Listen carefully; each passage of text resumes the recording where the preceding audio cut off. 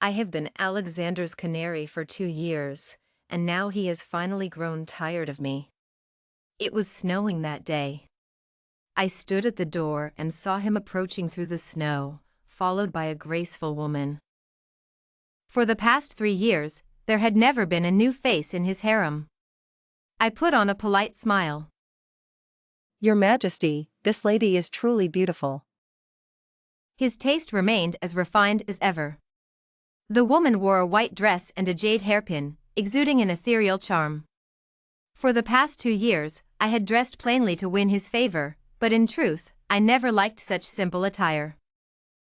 Sophia, you no longer need to wait for me to dine. From now on, I will stay with Isabella. See, he even granted her a title. I had been with him for 2 years, yet I had not received any formal recognition.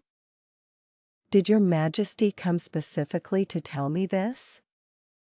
Alexander hesitated, then turned away in a huff. Yes, that's all. I'm going to dine with Isabella now. Do as you please. He left with a flick of his sleeve, and the delicate Isabella gave me a provocative glance before leaving. As they turned away, my smile froze. Alexander, you can only be mine. You were before, you are now, and you will be in the future. No one can take you away from me. Back in my room, I lay on the white fur rug, looking at the luxurious surroundings. Yes, this is the special cage that the outside world speaks of. When Alexander first told me about it, I was excited, but it turned out to be just an ordinary room filled with treasures.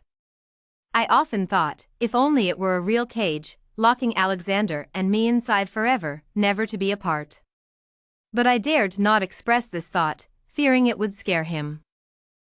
I pondered all night, unable to understand why Alexander had suddenly changed his heart, so I decided to ask him directly. As I approached the study, I heard a woman's laughter inside. When I entered, he was sitting behind the desk, and the spot where I used to grind ink was now occupied by Isabella. Your Majesty, it seems my sister is not very happy. Should I give up my seat for her? Isabella glanced at me timidly, as if looking at a fierce tigress. Suppressing my anger, I smiled gracefully. Your Majesty, I would like to speak with you alone. In front of him, I always referred to myself as I. He didn't mind, and I couldn't be bothered to change. Alexander agreed, raising his hand to dismiss Isabella. Isabella's stiff expression as she left made me smile. What do you want to say? Speak. He casually marked the memorials with his brush, clearly distracted. I understood immediately. He was deliberately sulking and didn't truly dislike me. Does your Majesty no longer like me? His hand paused, and I felt a surge of joy. If you no longer like me, why not let me leave the palace? Absolutely not. With a loud snap, he slammed the brush onto the desk. Since your Majesty has Isabella, I don't want to be an eyesore. Before I could finish, Alexander interrupted loudly, his deep eyes filled with frost. Without my permission, you are not allowed to leave the palace. Even if I grow tired of you, you cannot take a single step out of here. Alexander's attitude pleased me, and the weight in my heart finally lifted. At least for now, he still liked me. Then can your Majesty tell me what I did wrong to make you so displeased? Alexander held his breath, hesitating several times before childishly saying, Figure it out yourself. If I could figure it out myself, I wouldn't have come to ask him. But when Alexander was stubborn, not even 10 oxen could drag him back. If he insisted, I guess, he wouldn't easily reveal the answer. Our relationship had hit an unprecedented crisis. After much thought, I decided to consult my strategist. The inner palace usually forbids the entry of men, but William, the national advisor, was an exception. He was a friend to both Alexander and me. Without William, I wouldn't have met Alexander, and I wouldn't have fallen so deeply in love with him. I've been following your advice, keeping a distance yet staying close, sometimes resisting and sometimes being compliant. It worked well initially, but why has his attitude changed so quickly recently? William handed me a cup of osmanthus wine. Unlike Alexander's deep and domineering presence, William had the demeanor of a gentle and refined gentleman. It's just a little trick of his, trying to get your attention or make you completely submit to him. Completely submit. If I let him have me entirely, would he grow bored and truly discard me? Having been abandoned before, I dared not take that gamble. William and I sat under the wisteria tree. A petal fell into my hair, and just as I was about to reach for it, a large hand beat me to it. William twirled the petal between his fingers and smiled. Sorry, I overstepped. It's all right. Suddenly, I looked up and met a gaze from under the eaves. It was Alexander. When had he arrived? The distance was too great to see his expression clearly. Seeing that I had noticed him, he brushed his sleeve and turned away. William's words lingered in my mind for a long time. When I came to my senses, I found myself standing at the entrance of the Hall of Sovereignty. I wanted to go in directly but was stopped by Charles, who was guarding the door. Miss Sophia, His Majesty has decreed that no one is allowed in at this hour. Could you please inform His Majesty that I am here? Charles hesitated but eventually went inside. When he returned, he bowed to me. Miss Sophia, please enter. Before entering, I adjusted my attire, wearing his favorite style and applying some rouge. But had I known Isabella was also in the hall, I wouldn't have come to humiliate myself. I didn't know Isabella was here. I apologize for the intrusion, Your Majesty. With that, I bowed and turned to leave. He grabbed my arm, his grip painfully tight. I squinted my eyes, suppressing my emotions, and looked at him calmly. Your Majesty, do you wish for two women to serve you together? My words were sharp, and Alexander seemed taken aback by my sarcasm. He hesitated for a moment before releasing his grip, lowering his brows, and his eyes darkened. Don't you have anything to say? No. I lifted my foot to leave, but he tried to stop me again, only to be entangled by Isabella. I caught this scene out of the corner of my eye, and my heart felt cold and numb. I tossed and turned all night. The next day, Isabella sent someone to give me a hard time. According to palace rules, without the title of a concubine and having never served in bed, Sophia's status was no different from that of a palace maid. Isabella took advantage of this fact. Here you are. Come and pour me a cup of tea, Miss Sophia. The way she emphasized Miss Sophia was intentional. Yes, Your Highness. Sophia poured her 3 cups of tea. The first was too cold, the second too bland. The third, Isabella screamed, too hot, as soon as she took a sip. You did that on purpose. Seeing Isabella's eyes well up with tears from the burn, Sophia felt a sense of satisfaction. She had done it on purpose. I'm sorry, Your Highness. I didn't mean to. Isabella's face twisted in anger. She slammed the table and stood up. You wretch! Sophia didn't respond, just looked at her calmly. Footsteps approached from outside. Isabella raised her hands to slap Sophia. Stop! As Isabella's slap landed on Sophia's face, Alexander appeared at the door. Your Majesty, I didn't mean to. She gave me scalding tea on purpose. Not on purpose? Do you think I'm blind? Alexander's face was terrifyingly dark. Isabella quickly knelt in fear.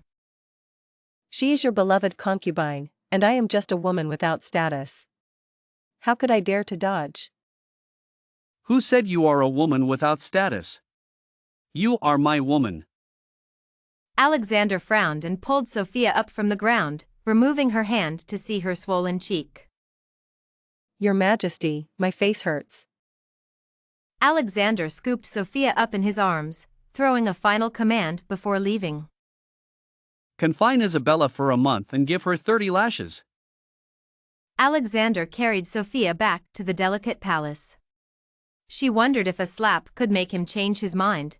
Would he never leave her if she recovered in injuries? Ah.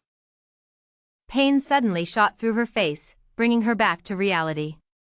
She met Alexander's eyes, filled with concern. Your Majesty, you were so harsh to Lady Isabella just now. She must be very upset.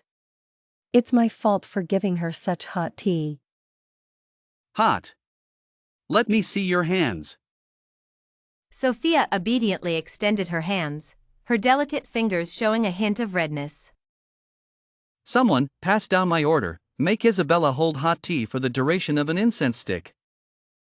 Your Majesty, aren't you being a bit harsh? Sophia, are you feeling sorry for her? Fine, I'll go check on her myself. Do you really care about her? But Alexander smiled with satisfaction. Sophia, are you jealous? If you truly care about her, then go. Alexander's lips twitched, and he turned, gripping Sophia's hand. I didn't do anything with her last night. He suddenly changed the subject, and it took Sophia a moment to realize what he meant. Oh. Though she didn't show it, she was delighted inside. Remembering William's advice, she wrapped her arms around Alexander's neck, looking at him seriously. Your Majesty, will you treat me well for a lifetime, stay with me forever, and never abandon me no matter what happens? Alexander paused, then recovered and wrapped his large hand around her waist, his voice like a siren's whisper in her ear. Sophia, I will always belong to you alone. Sophia's heart rippled with emotion. The tenderness in Alexander's eyes was genuine. At that moment, she made a decision. Alexander, you better not deceive me. Their kiss was intense, like a wild beast tasting its first meal, gentle yet overwhelmingly wild. Sophia let down her guard completely, sinking into the sea of pleasure with him. In the morning, I woke up in Alexander's arms. We shared a tender moment, and if not for the servant's reminder, he would have missed the morning court session. Before leaving, he whispered in my ear. When I return from court, I will decree you as empress. His warm breath tickled my neck. I nodded lightly. Unexpectedly, he never returned. I waited for him all night until I fell into a drowsy sleep. In a daze, I felt the fallen blanket being pulled back up. The next day, an imperial edict arrived, but it wasn't to make me empress. Instead, it was to send me to the cold palace. I tried to find Alexander, but the guards he sent blocked my way. Sophia, are you all right? Should I call the royal physician? Lily, my maid, quickly supported my trembling body after finding out that there was a grand celebration at the Jade Palace, where Alexander had decreed Isabella as empress. I shook my head, maintaining a facade of calmness, though my hands were clenched tightly under my wide sleeves. Eventually, I couldn't resist and fainted. Lily said that after I fainted, Alexander came quickly but only glanced at me from a distance before leaving coldly. Since I woke up, he never came again. The explanation I waited for never arrived. He had deceived me. Day and night, I waited by the door, struggling to suppress the darkness growing within me. On the day of Isabella's coronation, a heavy snow fell. The outside world was in turmoil, with natural disasters occurring frequently. Many people petitioned to depose the empress, but Alexander insisted on making Isabella empress. He truly loved her. The day after the coronation, Isabella came to my palace with a grand entourage. Oh no, she was no longer Isabella, but Empress Victoria. Empress, what are you doing? I stood with Lily, coldly watching them take away the treasures from my palace. Each item was something Alexander had personally chosen for me. The more passionate he had been, the more ironic the current scene was. His Majesty said that as the mistress of the harem, I have the right to handle all matters, including you and this treasure-filled palace. The radiant woman before me, adorned in gold, approached gracefully, playing with her nails, her once serene and elegant face now twisted with malice. Empress, you are going too far. Lily rushed forward, her face flushed with anger. Victoria raised her eyebrows and delivered a solid slap, knocking Lily to the ground. I hurried to help her, then stared coldly at Victoria. Is this really His Majesty's will? Victoria, perhaps intimidated by my gaze, swallowed nervously but smiled triumphantly. Of course, it's His Majesty's will. He said that since you have no title, you are a nobody and that I can dispose of you as I see fit. After much thought, I decided that the palace in the far west corner suits you best. Victoria covered her mouth and laughed, then her expression turned sinister. Guards, Sophia has shown disrespect to the Empress. Punish her with 50 lashes. 50? No, Empress, please punish me instead. It was my fault, not Sophia's. She can't endure 50 lashes. Lily knelt with a thud, trying to grab Victoria's robe, but a eunuch kicked her away. The eunuch leered at Lily. Don't worry. After dealing with Sophia, I'll take care of you. Lily tried to plead again but was dragged outside by several maids. I looked calmly at Victoria, my nails digging into my palms, yet I felt no pain. After the punishment, I was carried to the cold palace. Of all the maids who once served in my palace, only Lily was willing to follow me to the cold palace. But soon, I found that Lily was also gone. Life in the cold palace was tough. The people who delivered food and clothing were all opportunists. Every day, it was either cold leftovers or blankets as hard as iron. Having just been punished and with no one to care for me, my health deteriorated. Every night, in my dazed state, I felt something warm and slightly bitter flow into my lips. Then, a soft touch would follow, and I couldn't help but bite. One night, I had a nightmare. When I suddenly opened my eyes, there was a figure sitting by my bed. His hand, reaching to touch mine, froze in midair. William, what are you doing here? I looked at him calmly, my breath weak. If I didn't come, were you planning to stay here forever? He pulled off the damp and cold blanket from me. Soon, a warm fur cloak wrapped around me. Cough. Where are you taking me? I leaned weakly against him, letting him carry me as he moved swiftly. Taking you away. Just 3 words, each one firm. I didn't refuse because I knew that only by leaving the palace could I recover. And once I recovered, it would be easier to win him over. Where William couldn't see, a sly smile appeared on my lips. William hid me in his estate outside the city. Surrounded by bamboo forests, I focused on healing and ignored everything happening in the outside world. By the time I had mostly recovered, I could use about 80% of my strength. That was enough. I shed the white dress I wore to please Alexander and put on the red dress I truly loved. At that moment, I became Sophia again. At the door, William stood in white, hands behind his back. When he saw me, a flash of surprise crossed his eyes. Let's go. I'm returning to the palace. William disapprovingly grabbed my arm. He has abandoned you. The palace is now a dangerous place. Going back is a death sentence. As William said, the palace was no longer the same. In just 3 months, the situation outside had drastically changed.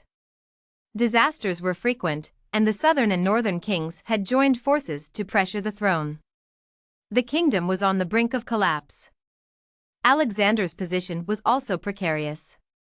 I only learned about this 3 days ago. I curved my lips into a mysterious smile and looked at him. That's exactly why I need to go.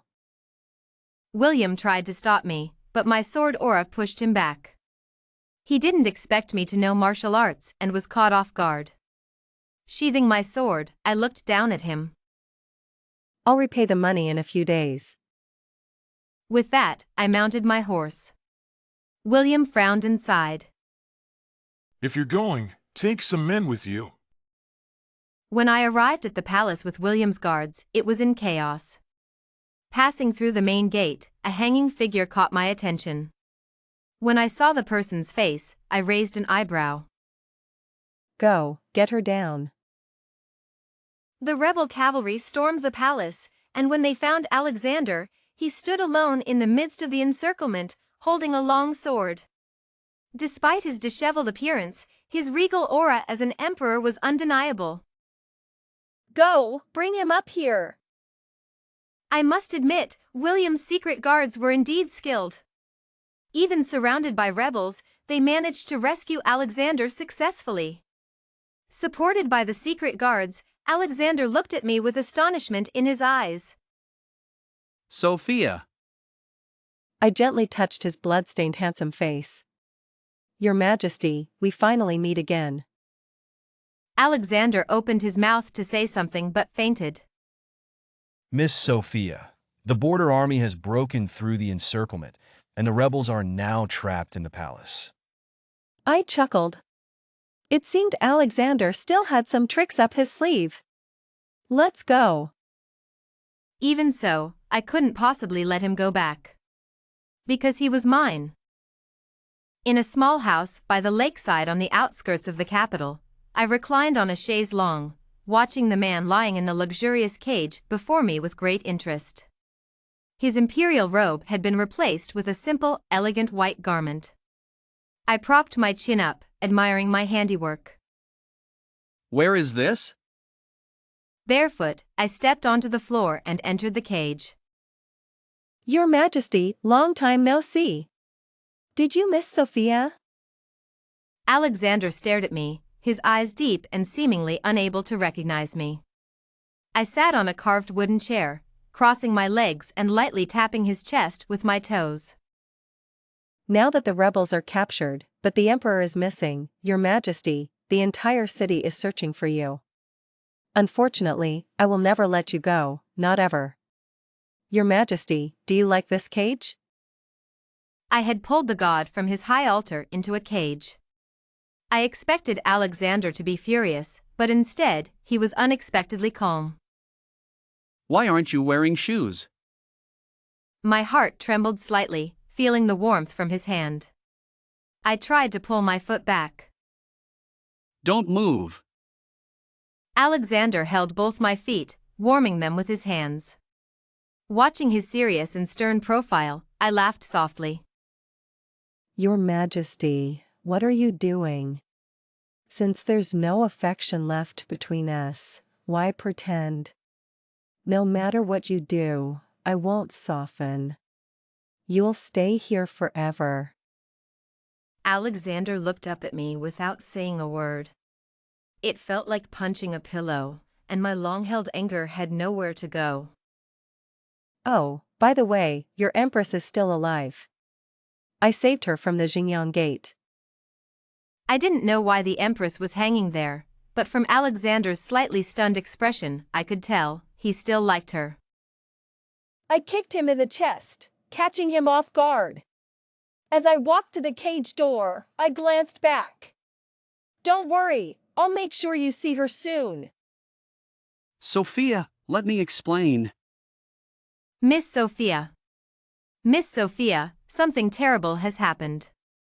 The national advisor was injured by an assassin sent by the rebels. I didn't listen to him any further and quickly left. When I arrived at the national advisor's residence, William was half-dressed, leaning against the window with a pale face. He held a wine jug, and his freshly bandaged wound was already bleeding. Give me the wine jug. I reached out to take it, but he grabbed my wrist. Why do you like him so much? He stared at me with drunken eyes. No wonder the usually agile William had been injured by an assassin, he had drunk too much. You're drunk. Get some rest. I knew about William's feelings for me, but I didn't like him. I couldn't muster any interest in him. I'm not drunk. Sophia, please, look at me. I know you borrowed money from me to build that cage for him. He's always been proud and won't accept it, but I will. Sophia, lock me up instead. It was the first time I had seen William so humble. Without hesitation, I shook off his hand and left without looking back. At the door, I threw him a sentence. Alexander is not someone you can compare to. When I returned to the lakeside cottage, it was already night. Pushing the door open, the inside was dimly lit, but by the moonlight, I saw the wide-open cage door. He escaped! He really didn't want to stay. I was about to rush out when suddenly, my nose bumped into a solid wall of a person. A man's deep voice, tinged with amusement, came. Not watching where you're going? My pupils contracted. It was Alexander. He was still here. I looked up and stared at him intently, a voice in my heart screaming to throw him back into the cage, to put chains on his hands and feet so he could never leave me again. But his current attitude left me confused. Alexander, do you, MMPH? Before I could finish, he grabbed the back of my neck and pressed his lips to mine. The long-lost intimacy left me at a loss, standing there stiffly, forgetting even to breathe. Soon, I came to my senses and bit down hard on his lower lip. The taste of blood spread between our lips and teeth. I met his smiling eyes and took back the initiative. The kiss, filled with tension, ended just like that. I hooked his chin and narrowed my eyes. Alexander, who do you really like? Why did you do what you did back then? He had promised me the position of empress, only to give it to someone else in the blink of an eye. All those vows of eternal love had turned to smoke in an instant.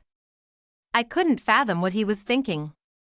He wiped away my tears, his face full of guilt. I'm sorry, Sophia. If you want to know the truth, take me to see Isabella.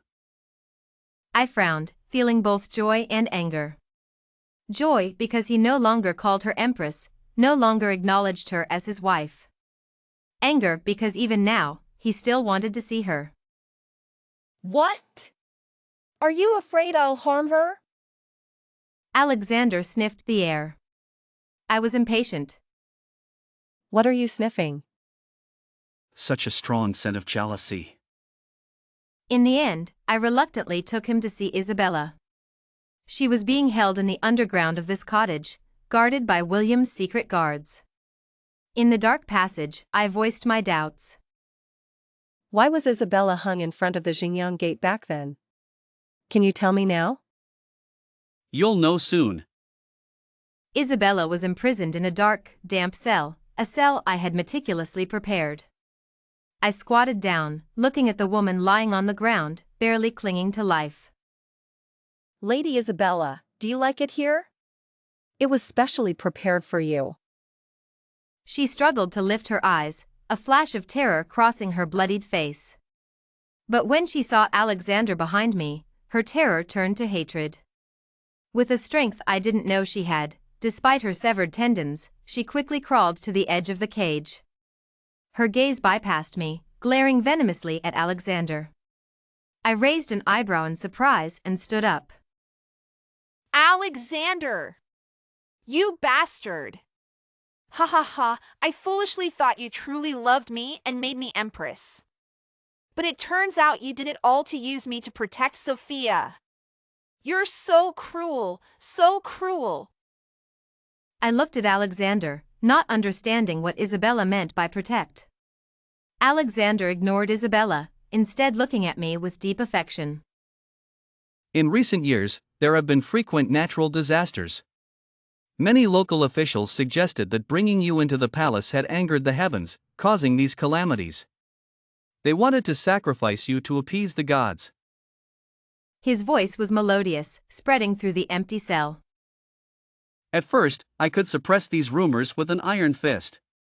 But as time went on, public opinion turned, and with the rebels nearing the capital, I had to deliberately neglect and hurt you, turning my favor to this spy sent by the rebels, Isabella. Isabella trembled at the word spy. No! I wasn't, Your Majesty. Please listen to me. I was forced. Ever since you made me Empress, I haven't done anything for those people, really. Isabella's teeth chattered with fear, her bloodshot eyes fixed on Alexander. Was her appearance at the Xinjiang Gate also your doing? To replace me and give the people an explanation, and to provoke the rebels into attacking early, so you could trap them with the border troops? I continued his explanation, and as I finished, my eyes involuntarily welled up. In this life and death game, he had completely removed me from the board. Ha ha ha ha ha, trap them? Alexander, are you sure you've caught them all? Did you really capture the rebel leader? Ha ha ha. Isabella, lying lifelessly on the ground, suddenly laughed maniacally. She looked up at me. Oh, right, do you remember your maid Lily? She didn't leave because she couldn't stand the hardships of the cold palace. I had her secretly tied up and sent to Henry, ha ha ha. Henry, the eunuch who followed Isabella around, acting arrogantly. Lily had been sent to that pervert. She couldn't have survived more than 3 days in his hands. I looked at her as if she were a dying worm. At that moment, a warm hand held mine. I glanced at Alexander, seeing the encouragement and concern in his eyes. In that case, making you suffer the same pain Lily did before you die is only fair, isn't it? Seeing Isabella tremble on the ground, I smiled in satisfaction. Someone, go find some beggars for Lady Isabella. After giving the order, I had no intention of leaving. Instead, I wanted to stay and watch. Alexander was displeased. Sophia. What, Your Majesty, feeling sorry for her? Alexander chuckled. I just don't want them to dirty your eyes. My heart fluttered, and I smiled. You're right. Let's go. I'll come back in the morning to check the results. But before we had taken a few steps, Isabella's piercing scream echoed behind us. Alexander, Sophia! Just you wait! Your good days are numbered, ha ha ha! Back on the ground, Alexander and I lay in this meticulously crafted cage, on a soft bed. He lay on my legs, silent. Alexander, what did Isabella mean by her words? I stared at the ceiling, recalling Isabella's words before I left, feeling a vague sense of foreboding. He intertwined his fingers with mine, his thumb gently stroking the back of my hand. Whatever comes, we'll face it together. He seemed very confident. I squinted my eyes, my voice low. Do you want to go back and continue being the emperor? All misunderstandings had been cleared up. If he wanted to, I wasn't sure if I could harden my heart to imprison him again. No! Facing that supreme position, he merely said no with a light tone. I was moved, and he continued. When you were ill in the cold palace, the palace was infiltrated by many rebels thanks to Isabella. To avoid suspicion, I could only sneak in at night to see you and give you medicine. At that time, I kept thinking, if I hadn't brought you into the palace, maybe you wouldn't have suffered so much. You mean, during that time, it was you who came to see me at night? Alexander nodded, pinching my cheek. Otherwise, you wouldn't have survived such a severe cold. Then, was it you who arranged for William to rescue me from the cold palace? Mentioning William, Alexander's face turned slightly cold. I didn't arrange for him. he got there first. Later, my spies said you were safe with him, so I didn't bring you out. From his words, I sensed he didn't trust William much. If you don't trust William, why stay here with me? William knows this place, and there are his guards nearby. I murmured, suddenly hearing a noise at the door. I met Alexander's insightful eyes and suddenly understood. Isabella's words resurfaced in my mind. Could it be that William really was? I moved my ears slightly, got up, and took the sword from the wall. Alexander brushed his clothes, took the sword from my hand, and walked straight to the door. Alexander. I called him softly. He turned back, smiled, and said, Leave this to your man. Don't worry, I will never leave you again. Wait for me here. With that, he pushed the door open and left. As the door closed, I saw William standing outside with his soldiers. His face was no longer gentle but filled with familiar madness and excitement. I had seen this look before in myself. Back then, to keep Alexander forever, I even thought of ending his life and keeping him in an ice coffin by my side forever. But later, the misunderstandings were quickly resolved, and Alexander once again became a warm light in my dark world, gradually dispelling the gloom. The door closed completely, cutting off my view of the outside. After a long time, I chuckled. What was I worried about? Against Alexander, William would surely lose. Since he didn't want me to see, I wouldn't. I poured myself a cup of tea and lay down on the chaise longue. I closed my eyes, and soon the sounds of fighting, clashing swords, and the noise of rain and thunder made me frown. The sound of iron hooves approached outside, but I couldn't tell if they were friend or foe. But as the iron hooves arrived, the outside noise gradually weakened, drowned out by the rain. Everything returned to peace. I finished my tea, put down the cup, and opened my eyes. I knew I could go out now. Opening the door, a cold wind mixed with rain hit my face, lifting the hem of my red dress. I looked up and immediately saw the tall figure standing among the bodies. Behind him stood a group of respectful soldiers, led by the most valued general, Jack. At this moment, William knelt on one knee, his white clothes in disarray. So, William really was the rebel leader. Alexander wiped his face before turning around. The rain washed away the blood on his face, revealing his handsome features. But the red on his robe was particularly striking. Ignoring his displeasure, I ran into the rain and threw myself into his arms in front of the soldiers. He caught me steadily and shouted, What are you waiting for? Bring the raincoat! Soon, a raincoat was draped over me.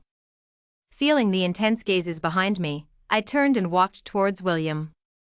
His eyes were bloodshot, filled with a fervor that made one's heart race. I walked up to him and looked down at him. William, you're foolish. A flash of lightning illuminated us both, highlighting the stiffness on his face. He had a bright future, but he threw it all away for a woman who didn't love him. If that wasn't foolish, what was? If risking everything for the one you love is foolish, then Sophia, you're no better. His words made me pause. I smiled bitterly. Indeed, the old Sophia, to gain love, willingly imprisoned her true self, trying hard to play the role the other liked.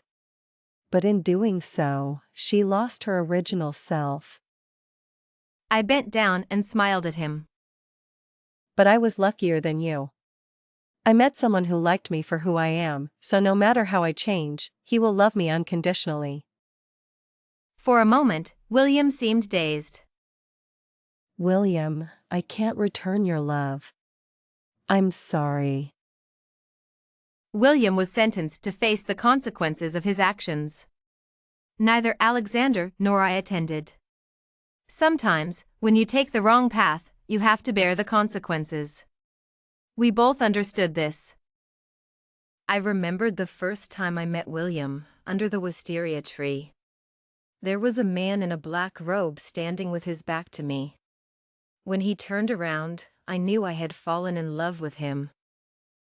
Back then, the three of us sat under the tree as equals, drinking and chatting happily.